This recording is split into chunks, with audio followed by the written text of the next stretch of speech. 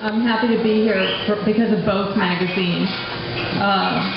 1111 published the first poem that I wrote for my next book, and Alexandra hosted me at Long Glen, where I read another of the first poems for this book, and then 1414 in the book in the magazine with the most beautiful cover of any magazine where I've ever published 3 other things. And I'm really happy to be here with the other readers. We read together, some of us, and so I'm going to read different things so they don't have to hear the same thing.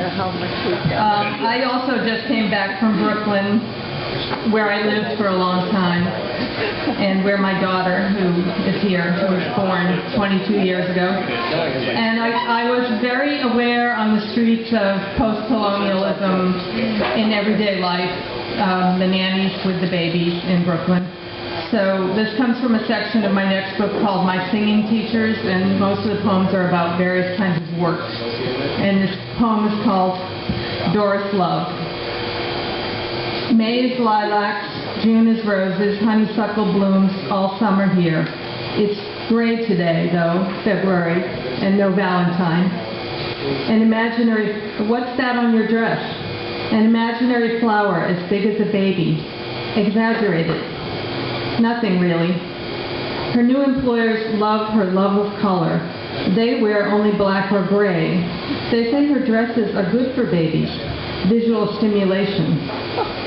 She heard Margaret on the phone talking about how well it's going. A nanny share. Yes, she's from the islands. What islands? Not everyone with a gap-toothed smile is from the islands. She herself never saw the sea until she came to Brooklyn. That day at the Narrows, the water was strange, all whipped up, the color of baby shit, before the babies ever had anything but mother's milk. Mustard yellow with blue and green in or under it.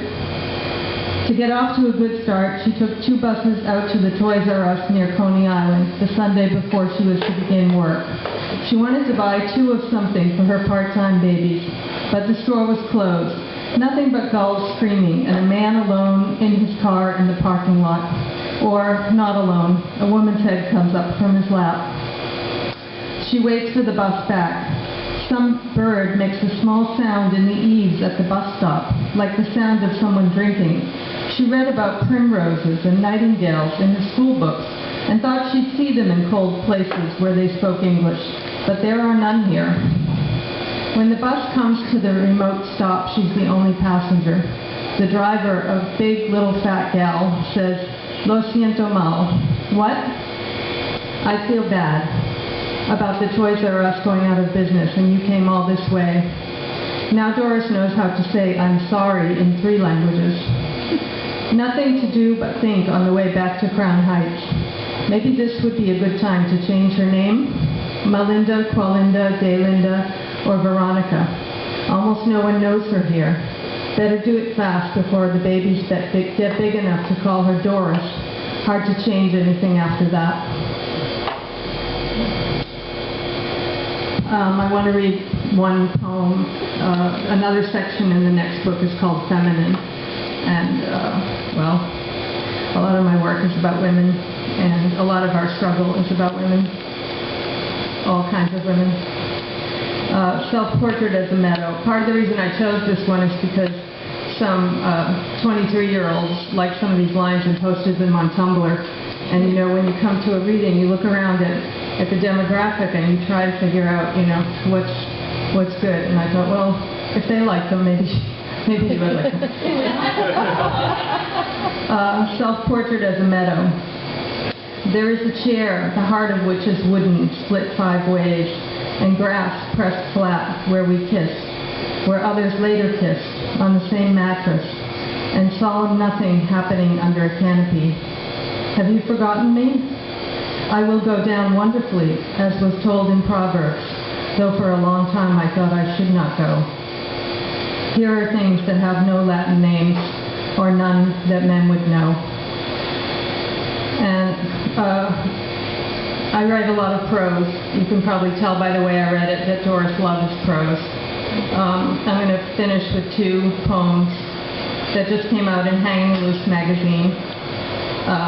which is a magazine I love, and I'm 57. I never sent anything to them before, and I'm very honored that they took these. I read a short poem and then a slightly longer poem. Stain. Salada Lipton red rose. Dregs stain the paper, the color of the wampanoag. The parchment in the museum where you learned a little about Indians. Wessagusset. Now that's a beautiful word. The first printing of a Bible in the colonies was a translation into Massachusetts. Who now reads Massachusetts? We were sunning at Nantasket after Mass in Scituate and a lunch of iced tea and sandwiches. We stretched out on the jetty and put clamshells over our eyelids. I have a Polaroid of us, smiling, brown, white bassinet in the foreground. And then the last poem I want to read is a work of bibliomancy. Not really a work of chance, because I picked 6 books, I put them on my desk, and I opened them to some page. But then I did make some selection from the page. I didn't just do an arbitrary 7 lines down. And the books were works by Emily Dickinson, James Baldwin, Herman Melville, Emerson, and Thoreau. I think that's everybody. And I wrote this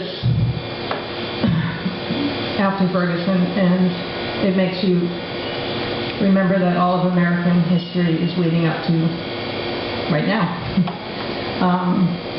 It's called The Burnt Lands, and it starts with an epigraph from Gwendolyn Brooks' poem, Riot. Fire, that is their way of lighting candles in the darkness. A white philosopher said, "It is better to light one candle than curse the darkness." These candles curse, inverting the depths of darkness. Each stanza ends with, includes a line from one of those people I just mentioned. Those questions, the sharp sword with 2 edges, to degrade persons into representatives of truth, and the curious way we write what we think, yet very faintly, pure white amidst the fields of pink ones in the burnt lands, circumference without relief. In the distance, a great white mass rose lazily. What distinguishes them is what James once described as a holy stupidity. I will write upon them the name of God. If thou fill thy brain with Boston and New York, gaslight and heater and aqueduct, all voting is a sort of gaming. The angels indeed consorted with the daughters of men, the devils also. How awkward at the hymn. I find this view amazing. The 7 stars in his right hand, their toys, the designs for wallpapers or oilcloths or carpets, the opponents of a reform in Massachusetts. But you have your own hammock. Split the lark. If all this studying is going to prepare him to be a porter or a bellboy, the same at last and at last, which when peace is declared, I have a few things against thee. Thus does the universe wear our color, and this country has more reason to despair, as though a white man were anything more dignified than a whitewashed Negro.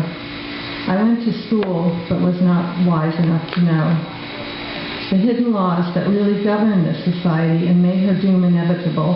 She remembered many a winter and summer. A door was opened in the heavens, and the first voice I heard, the whistle of the locomotive. As I walked away, I was full of thoughtfulness, my residence within. You haven't seen the South yet, but I saw 4 angels tied in your mouth. In mine they began to loosen. Do I not know, do I not know, do I not know this is delicious evening when the whole body is one sense? In landlessness resides the highest truth, shoreless, indefinite as God. The star's whole secret is the lake. The clan reappeared, and I saw the 7 angels. You may read in many languages and read nothing about it. We are afraid of truth. He says, that's good. I cannot demonstrate it, but it seems to me that he leans against the grave paralyzed with gold. Thank you.